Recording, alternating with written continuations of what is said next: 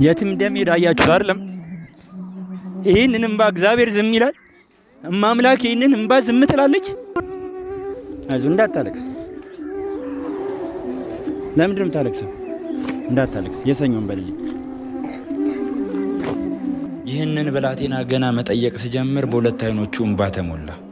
በጣም ያሳዝናል። ይህ ህፃን ልጅ ምን ያህል ቢከፋና ምን ያህል ቢገፋ ነው በዚህ ልክ ብሶት ላይ ወደቀ?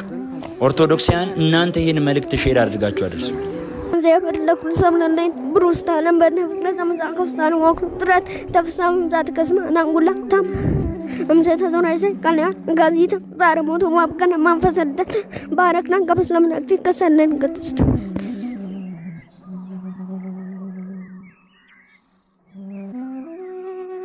የትም ደም ሄዳያችሁ አይደለም።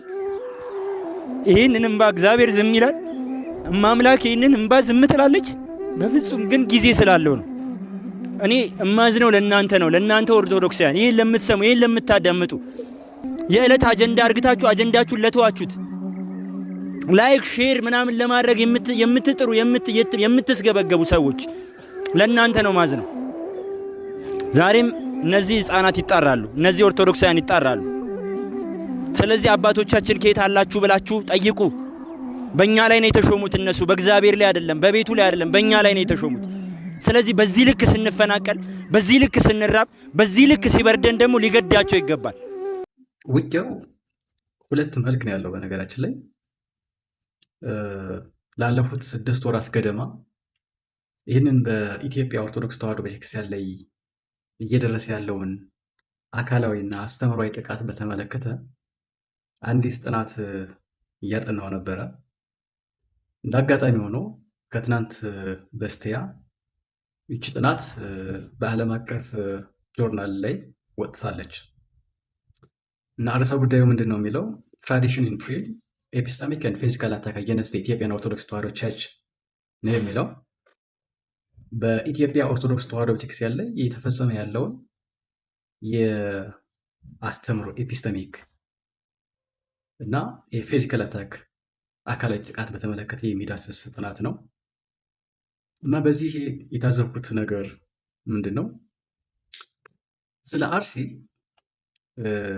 በመናደድ በማልቀስ በመጮህ ብቻ የሚፈታ አይደለም።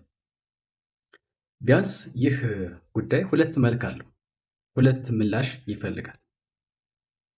አንደኛው ኤፒስተሚክ ካውንተር ባላንስ፣ ቤተክርስቲያኗ ያላትን የአስተምህሮ ልዕልና የሚጋፋ ባልተገባ መልኩ ዲስቶርት የተደረገ ሀቴት ቢውልድ ተደርጓል። ስለዚህ ዛሬ ከምናየው የክርስቲያኖች ግድያ በፊት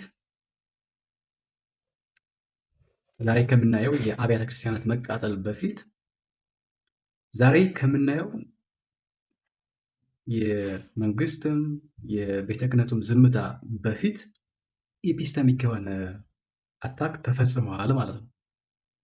ቤተ ክርስቲያኗ የነበራትን የኤፒስተሚክ ሌጂቲመሲ በትምህርትም በሉት በጤናም በሉት በስነፈለክም በሉት በአስተዳደርም በመዋቅርም በሉት የነበራትን ልዕልና ነው የተከተከተው ማለት ነው። አታክ የተደረገው ተቆርቆ ማለት ነው። ይህንን ተከትሎ ነው እንግዲህ ዛሬ በየቦታው የምናየው ጥቃት የመጣው ማለት ነው። ከዚህ ጋር ተያይዞ ባለፉት 10 ዓመታት የኢትዮጵያ ፖለቲካ ማናገሪያው ነፍጥ ሆኗል። መንግስትም ጆሮ የሚሰጠው ነፍጥ ሲሰማ ነፍጥ ሲያነሳ ነው ሰው። ስለዚህ ፖለቲካው ሚሊታራይዝድ ሆኗል። that is the sad news, the sad history in ኢትዮጵያ። በኢትዮጵያ ታሪክ በጣም አደገኛ የሚባለው ኤክስፔሪንስ ሚሊታራይዝድ ፖለቲክስ ነው የተገበረ ያለው ማለት ነው። ሶ ኦላ ነፍጥ አነሳ፣ ለድርድር ተጠራ። ቲፒኤልኤፍ ነፍጥ አነሳ፣ ለድርድር ተጠራ። ሌሎቹ ሴም ፋሽን መሄድ ግዴታ ሆኗል ማለት ነው።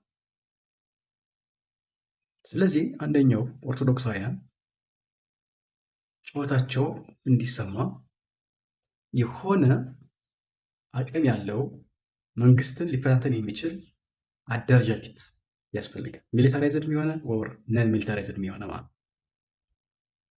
ይህ በሶሪያ አካባቢ፣ በኢራቅ አካባቢ የተደረገ ነገር ነው። በዚያ ያሉ ክርስቲያኖች ህልውናቸው አደጋ ላይ ሲወድቅ ታጥቀው አትሊስት ራሳቸውን ዲፌንድ ለማድረግ ሞክረዋል። ዲስ ኢዝ አ ቬሪ ጉድ ኤግዛምፕል። በእኛ ሀገርም ስንመጣ ክርስቲያኖች ሰልፍ ዲፌንስ የሚባል ናቹራል ራይት አለ። ይህ ተፈጥሯዊ ራይት ነው። ሰው ራሱን ዲፌንድ ማድረግ፣ ራሱን መከላከል ናቹራል ተፈጥሯዊ። ስለዚህ መሆን አለበት ማለት አንደኛው ጉዳይ። እንግዲህ አልተቻለም። ሰላማዊ በሆነ መንገድ በጩኸት በሰልፍ ሎስ ኦፍ ዲሞንስትሬሽን አክሮስ ሪጅን አክሮስ ሪፐብሊክ በጣም ብዙ ሰላማዊ ሰልፎች በእኛ ሀገር ተከውኗል። ግን ማንም ጆሮ የሚሰጣቸው እንደሌለ ታዝበናል ማለት። ሁለተኛው መልክ ደግሞ ቤተክርስቲያኗን ያጠቃት ኢፒስተሚክ የሚባለው አስተምሯን መቆንጸል፣ ያላለችውን አለች ማለት፣ ፕሮፋኔሽን፣ አፕሮፕሪዬሽን ኦፍ ፕሮፐርቲስ ማዋረድ፣ እሷን መዝረፍ የመሳሰሉት ነገሮች አሉ ማለት ነው። እነዚህን በልኩ በተደራጀ መልኩ ካውንተር ናሬቲቭ ያስፈልጋል ማለት ነው። ምንም እንግዲህ አንዱ ያቀረብኩት ጽሁፍ ይህንን ላይ ያተኮረ ቤተክርስቲያኗ ያላትን ሚና በታሪክ፣ በፖለቲካ፣ በአስተዳደር፣ በግብርና፣ በስነፈለግ፣ በሕክምና በሌላውም ዘርፍ ይህችን ሀገር የሰራች የዚች ሀገር ሶፍትዌር መሆኗን ዓለምና አሁን እየመጣ ያለው ትውልድ በልኩ ሊረዳ ይገባል ማለት ነው። ስለዚህ ካውንተር ናሬቲቭ አንታይቴሲስ ያስፈልጋል ማለት ነው። እነ ፕሮፌሰር አስፋ ጀለታ እነ መሐመድ ሐሰን የተከሉት የጨቋኝ ትርክት ሊቀለብስና ካውንተር ባላንስ ሊያደርግ የሚችል ሀቲት ያስፈልገናል ማለት ነው። ይህ ሁለተኛው መንገድ ነው። ሁለቱን በማቀዳጀት የዚችን ቤተክርስቲያንና የዚህን ቤተክርስቲያን አማኝ ህዝቦች መታደግ ግድ የሚልበት ጊዜ ላይ ደርሰናል ማለት ነው። በጣም የሚገርመው ሰርፕራይዝድ ከ1000 ዓመታት በፊት አፄ ካሌብ የተባለ ንጉስ በኢትዮጵያ በነገሰበት ዘመን የኢትዮጵያው ንጉስ ወደ የመን ወደ ናግራን ሂዶ በዛ ባልተገባ መልኩ ግፍ የተፈጸመባቸውን ክርስቲያኖች ለመታደግ በቅቶ ነበር።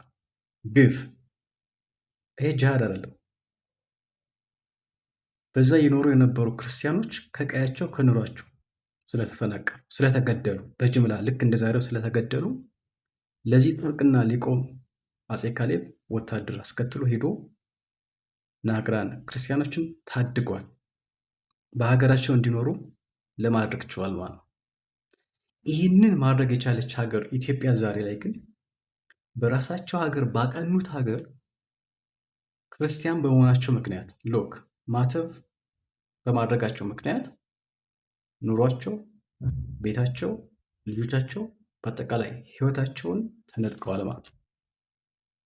የሚያሳዝነው ግን ለዚህ የማያባራ ጥቃት ሺዎች እየተገደሉ በመቶ ሺዎች ኑሯቸውን ቤታቸውን ጥለው እየተፈነቀሉ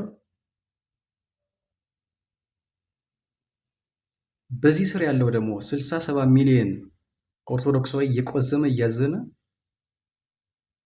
ለዚህ ፍቱን መፍትሄ የሚሰጥ የመንግስት አካልም የቤተ ክህነት አካልም አለመኖሩ ጉዳዩን አደገኛ ያደርገዋል ማለት ነው። በእኛ ሀገር መንግስት አማጽያንን እያዋለደ ነው። ኦኤልኤፍን አዋለደ፣ ቲፒኤልኤፍን አዋለደ፣ ፋኖን አዋለደ። አሁን ደግሞ ሌላ አማጺ ሊያዋልድ ነው ማለት ነው። ምክንያቱም ሰላማዊ በሮች ሲዘጉ ጥቁር ለብሰህ መፍትሄ ስታጣ፣ ሻማ አብርተህ መፍትሄ ስታጣ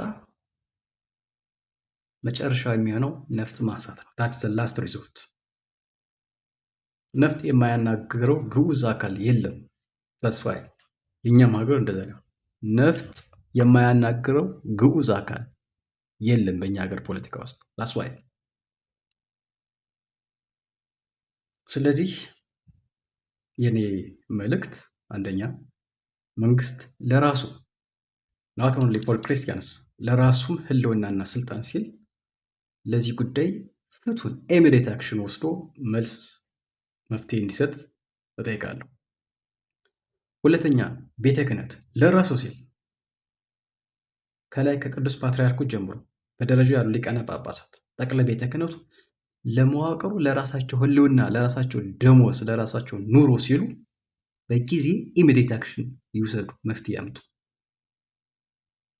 እነዚህ ሁለት ነገሮች ባይሆኑ ግን የዚች ሀገር ዕጣ ፈንታ አደገኛ ይሆናል። የዚች ሀገር ህልውና አደገኛ ይሆናል። ሁሌ እየተገደለ የሚኖር ሰው አይኖርም። ይህ በታሪክ የለም። ሁሌ መገደል የለም። አንድ ቀን መገደል መቆም አለበት። ይህ ሊሆን ግዴታ ነው። በቃ ግዴታ ነው።